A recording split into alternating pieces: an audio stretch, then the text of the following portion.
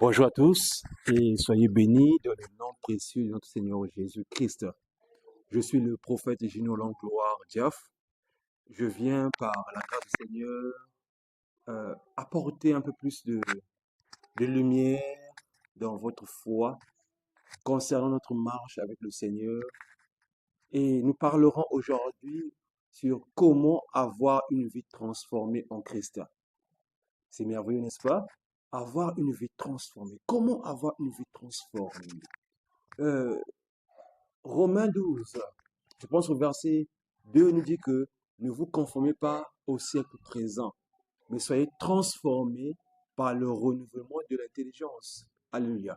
Donc, pour avoir une vie transformée, nous devons d'abord comprendre c'est quoi avoir une intelligence renouvelée. Et sans plus tarder, nous allons prendre Romains 8. Dans Romains 8, le verset 10, il est écrit, et si Christ est en vous, le corps, il est vrai, est mort à cause du péché, mais l'esprit est vie à cause de la justice.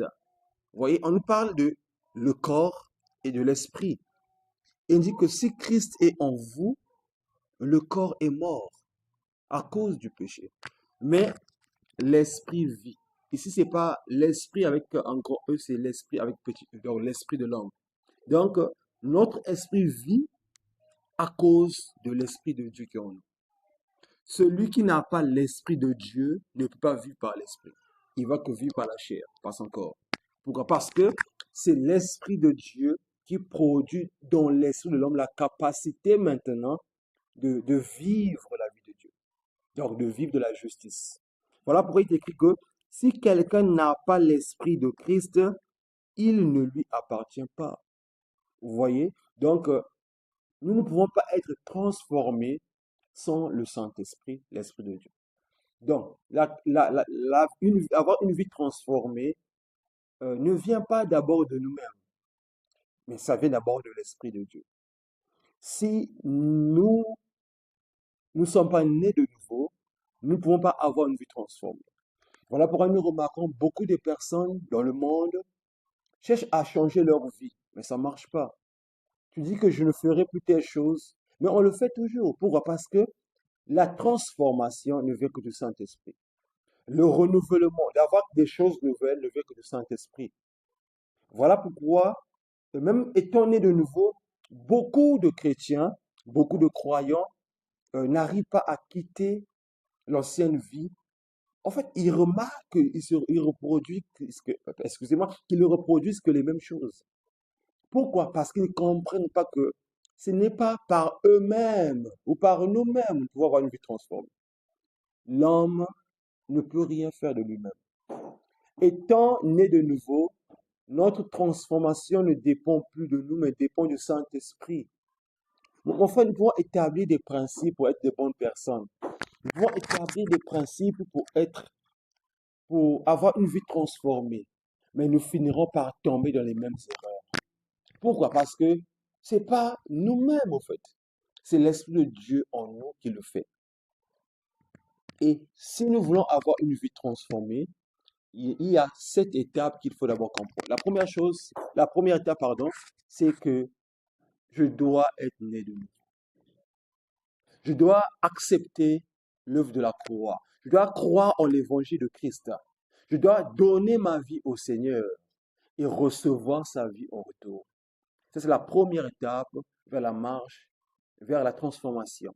La marche vers la transformation. Deuxièmement, je dois être baptisé du Saint-Esprit. Parce que nous pouvons être nés de nouveau, on n'est pas baptisé de l'Esprit. Beaucoup de personnes sont nées de nouveau, oui. C'est que mon esprit reprend la position initiale dans le bon spirituel, mais je ne suis pas encore totalement, je n'ai pas encore le sceau de Dieu en moi. Beaucoup de gens sont nés de nouveau, mais ils ne sont pas encore baptisés de l'Esprit de Dieu. Ils sont nés de nouveau, ils reprennent leur position euh, spirituelle. Donc, là où Adam avait perdu, là où Adam s'est arrêté, lorsqu'il a péché, il tombe dans l'âme, dans la chair, et lorsque nous sommes nés de nouveau, nous reprenons notre position. Et c'est quand nous sommes nés de nouveau que le Saint-Esprit tourne autour de nous maintenant.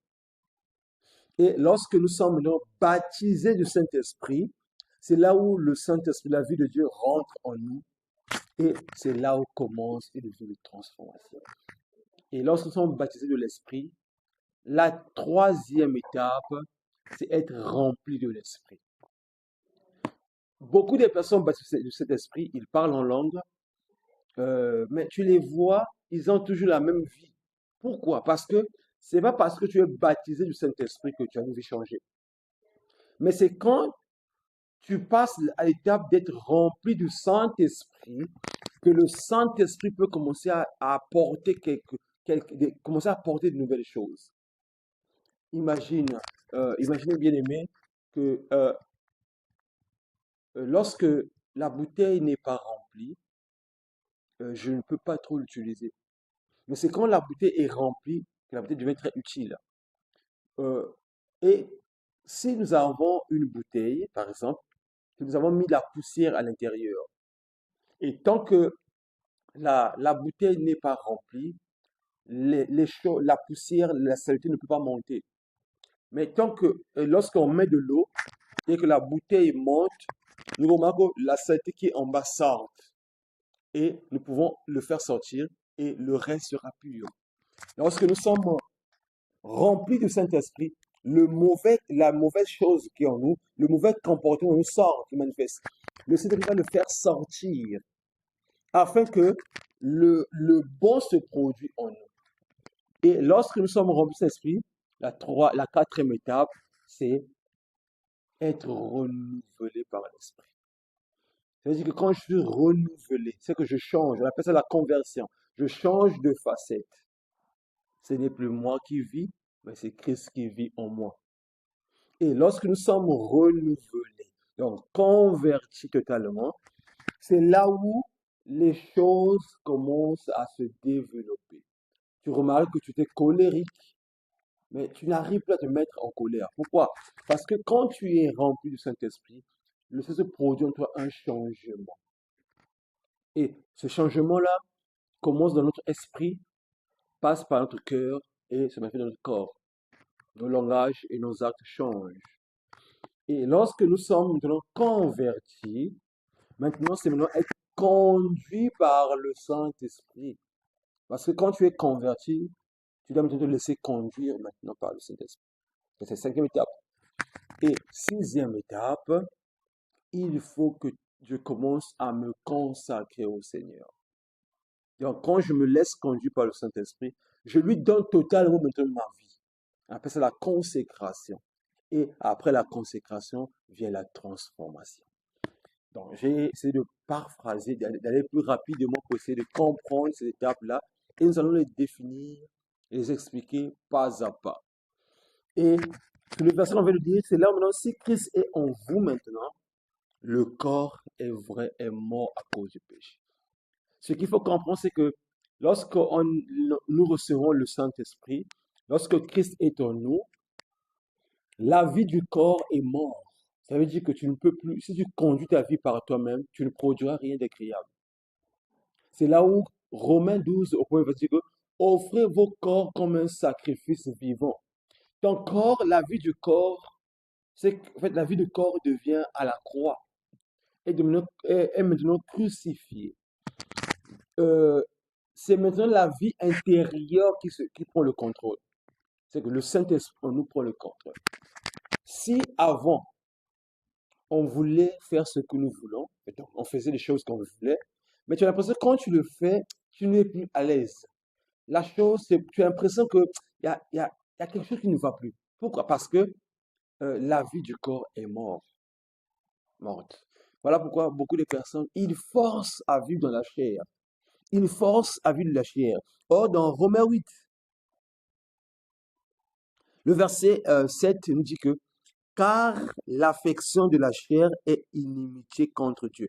Donc, ceux qui aiment vivre par leur corps seront ennemis de Dieu. Or, moi, Dieu considère ce corps étant mort parce que c'est un corps qui aime le péché. Le corps qu'on appelle la chair aime vivre dans le péché. Voilà pourquoi Dieu déclare que le corps est mort à cause du péché. Or, dans Romains 8, au verset 3, on dit que non, Dieu a condamné le péché dans la chair. Vous voyez? Donc, tant que nous vivons par notre corps, nous vivons par nous-mêmes, dans la vie du corps, dans notre sens extérieur, nous ne pouvons pas être transformés. Or, la transformation quitte mon esprit par le Saint-Esprit. C'est l'intérieur qui transforme l'extérieur. C'est l'intérieur qui change l'extérieur. Or, nous ne pouvons pas être transformés de l'intérieur sans le Saint-Esprit. Voilà pourquoi il dit que si, si l'esprit, si quelqu'un n'a pas l'esprit de Christ, il ne lui appartient pas. Et le verset 10, 11 partant, il dit, et si l'esprit de celui qui a ressuscité Jésus d'entre les morts habite en vous, celui qui a ressuscité Christ d'entre les morts rendra aussi la vie à vos corps mortels par le Saint-Esprit qui habite en vous. Vous voyez? Donc, la transformation extérieure vient de la transformation intérieure. C'est quand nous laissons au Saint-Esprit de faire son travail en nous que nous serons transformés.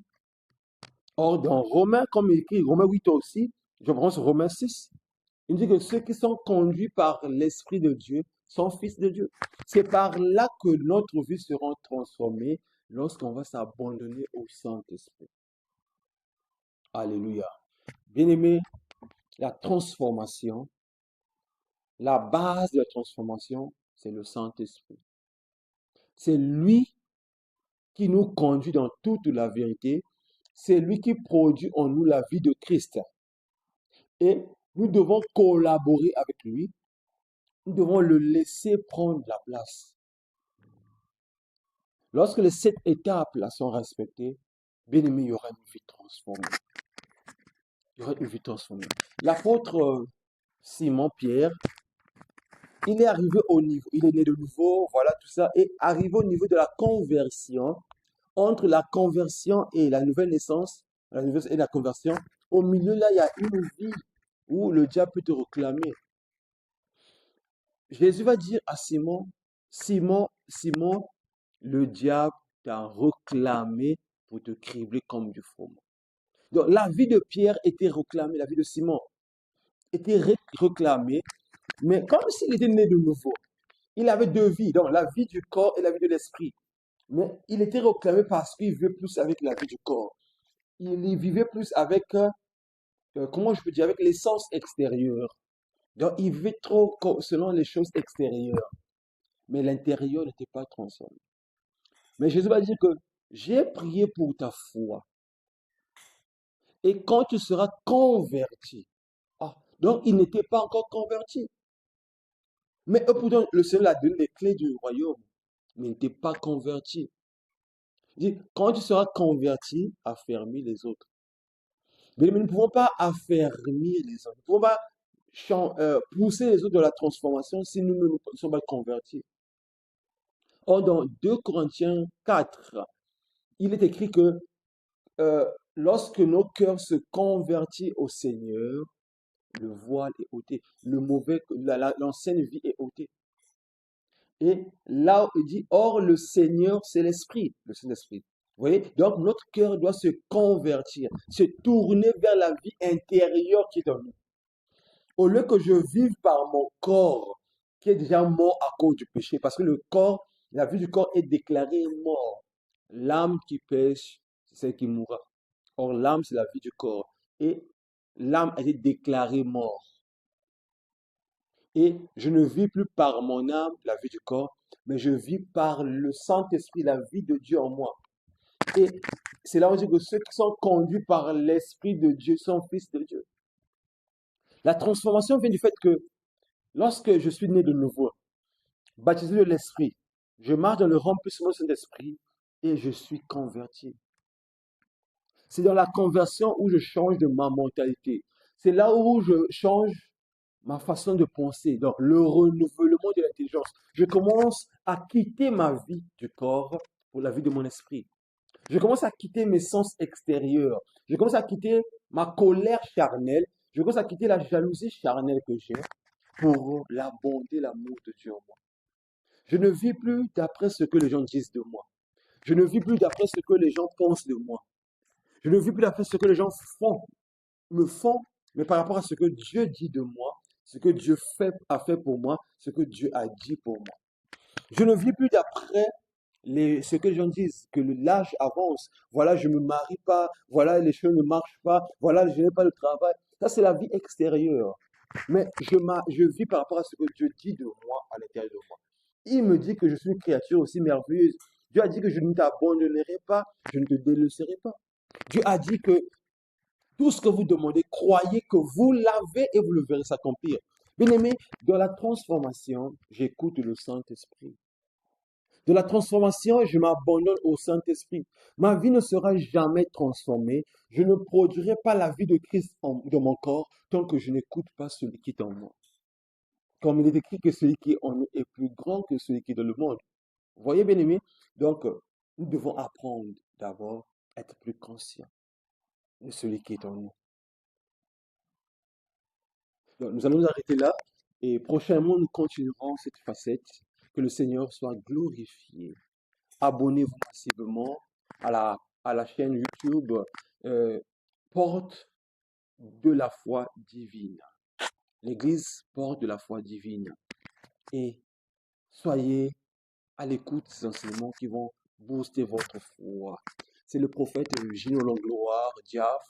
Soyez bénis et que le Seigneur vous transforme. Amen.